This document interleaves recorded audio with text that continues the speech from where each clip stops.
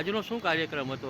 આપણે પુલવામામાં જે શહીદો આપણા ભારતના આર્મી જવાનો શહીદ થયા છે એના બલિદાનની પાછળ ભગતસિંહ રાજગુરુ છેલ્લા 7 વર્ષ થયા તેઓને યાદ કરીને રક્તની અંજળી અર્પણ કરે છે અને સાચા અર્થમાં શ્રદ્ધાંજલિ પાઠવવાનો આ કાર્યક્રમ છે બરાબર।